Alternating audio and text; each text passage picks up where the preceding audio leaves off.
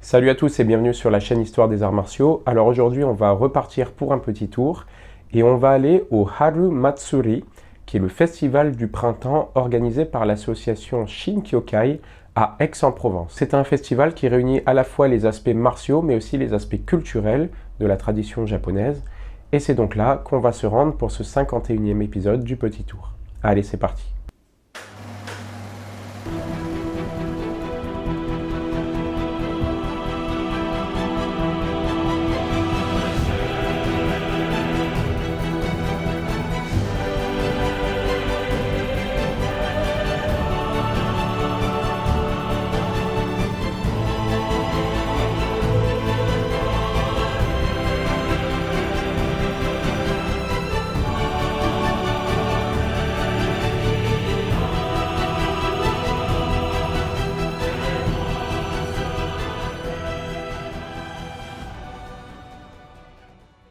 Eh bien, nous sommes à Haru Matsuri, le festival du printemps, le festival des arts martiaux et des arts culturels du Japon, à Aix-en-Provence. Et c'est l'occasion pour le public de s'initier ou de se perfectionner dans des arts qui sont typiquement japonais. Le karaté, le judo, mais aussi les origamis, la pâtisserie, le shodo, la calligraphie. Le lien entre la culture et le martial. Et j'ai vu qu'il y a justement beaucoup d'arts martiaux qui sont représentés. Est-ce que tu peux nous en dire un mot?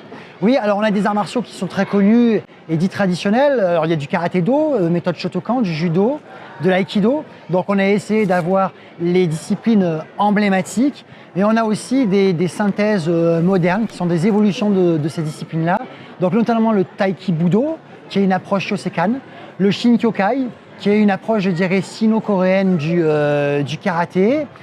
Et on a il faut quand même le préciser, le Katori Shintoryu, qui est la plus ancienne école de sabre japonais, et le Daitoryu, qui est une forme d'aiki. Et j'ai vu que donc il y avait le consul du Japon. Oui.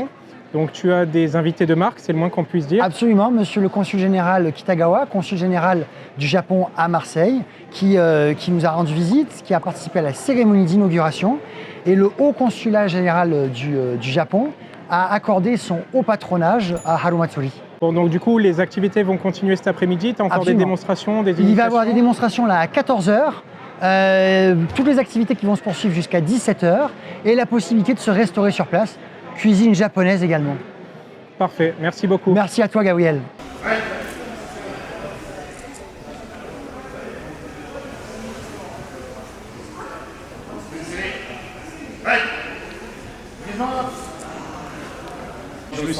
Ouais, c'est ça, mais je suis dit arrêtez, c'est trop.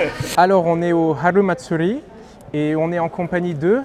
Antoine Debès. Et vous êtes le président d'une association franco-japonaise, c'est ça? C'est ça, qui s'appelle Nanfutsu Yokoso, ce qui veut dire bienvenue dans le sud de la France, et qu'on a cofondé notamment avec Yusuke Sensei et Fabienne San qui est là-bas, qu'on a cofondé il y a 2 ans. Et cette association propose aujourd'hui donc un cours de conversation en japonais, c'est ça? C'est ça, en fait on a proposé un stand on appelle ça le Shaberiba.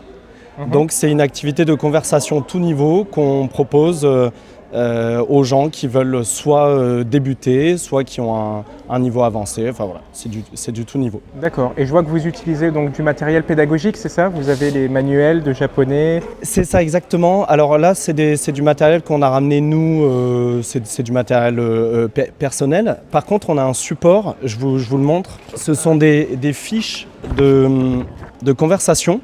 Et c'est l'association Kotonoha qui existait avant la nôtre, qui était donc une association de Shaberiba Conversation sur Aix-en-Provence, qui nous a proposé ces supports. Donc nous, on les récupère aujourd'hui et ça nous permet, par des petites phrases simples, d'apprendre à se présenter, à dire ce qu'on veut faire comme travail, etc. D'accord.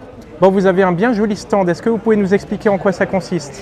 Eh bien, moi je suis historienne et donc c'est un stand qui présente un bouquin qui est ici sur la vie de Léon Dury, qui est un Provençal qui a vécu au Japon au 19e siècle, donc qui est parti à une époque où évidemment c'était compliqué d'aller au Japon. Il a vécu 17 ans là-bas et tombé complètement dans l'oubli en France. Il est considéré au Japon comme un des personnages essentiels des premiers liens culturels entre la France et le Japon. C'est un récit biographique, donc c'est pas un livre d'histoire à proprement parler, c'est un livre vraiment grand public qui s'adresse à tous, aux amateurs d'histoire, aux amateurs de Japon, aux gens qui ont juste envie de lire une aventure humaine, parce qu'évidemment en 17 ans au Japon il a vécu beaucoup de choses, donc c'est vraiment un livre qui s'adresse à tout le monde et c'est un récit biographique, effectivement c'est pas romancé, tous les éléments qui sont à l'intérieur sont vérifiés et sont des vrais éléments historiques. Et je travaille avec un illustrateur donc qui a tous ces dessins ici, donc des dessins en tirage limité autour du Japon ou de la pop culture. D'accord, super. Bah, je vous remercie. Merci beaucoup. Donc, Katōji Kyoryu, dans la surface qui est limitée par les plots.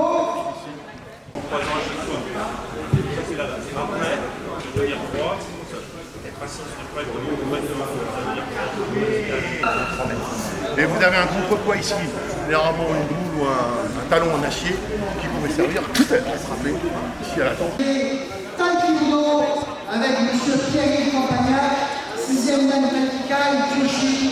Nous avons avec votre... Ouais, mais il faut s'habituer à faire attention. Ouais, hop. D'accord. Ouais, à toi. Encore. Hop. On va ensemble, marchez avec moi, on croise. Voilà. Alors, vous représentez l'association Shinkyokai. On est aujourd'hui au Haru Matsuri. Est-ce que vous pouvez nous parler un petit peu de cet événement ? Alors, au Matsuri, donc, c'est un événement que nous organisons pour la deuxième fois, suite à l'idée de Jean-Baptiste, notre professeur principal donc, à Shikibudo, qui voulait organiser un grand événement d'arts martiaux en voulant lier le culturel et les arts martiaux, notamment sur Aix-en-Provence. Donc l'idée, c'était de réunir vraiment de tous les horizons d'arts martiaux pour faire un très bel événement sur Aix-en-Provence. Vous-même, vous pratiquez le Shinkyokai karaté. C'est ça. C'est ça. Est-ce que vous pouvez nous parler un petit peu des spécificités de ce karaté ? Alors, karaté Shinkyokai, donc, c'est un ryu que Jean-Baptiste, notre professeur, a monté il y a ces derniers temps, qui part d'une base de Shotokan, mais qui va évoluer sur un travail beaucoup plus rond et un travail de combat plus prononcé.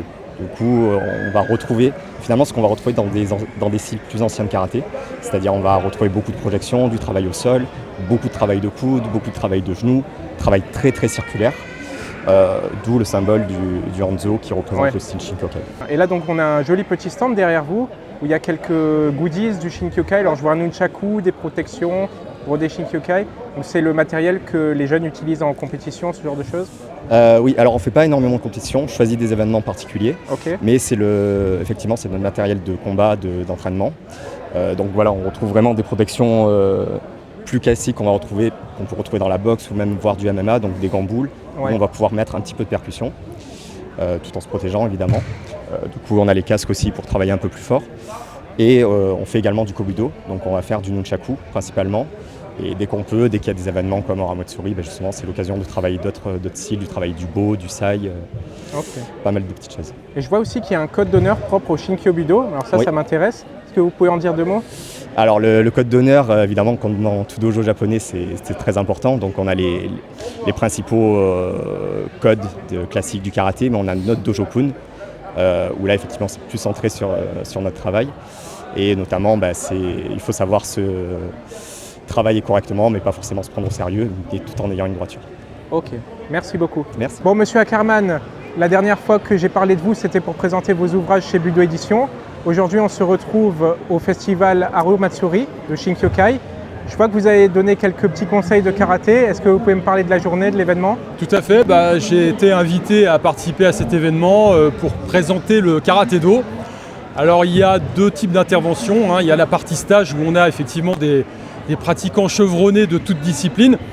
Donc je fais bouger ce beau monde. Et puis on a aussi des stages découvertes. Donc l'idée c'est de donner envie, parce que c'est quand même ça l'idée, donner envie, d'avoir envie de pratiquer, quel que soit l'art martial de toute façon, puisqu'on y trouve un intérêt personnel en termes de développement, que ce soit physique ou mental.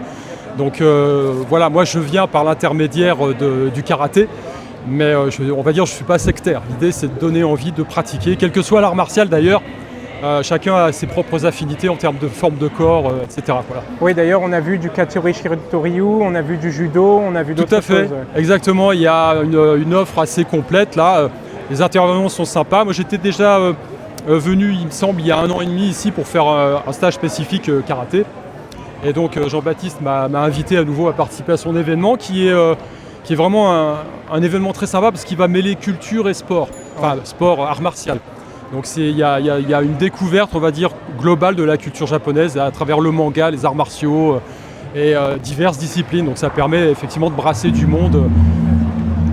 Démonstration de taiko aussi japonais assez puissant, donc c'est vraiment très sympa. Voilà.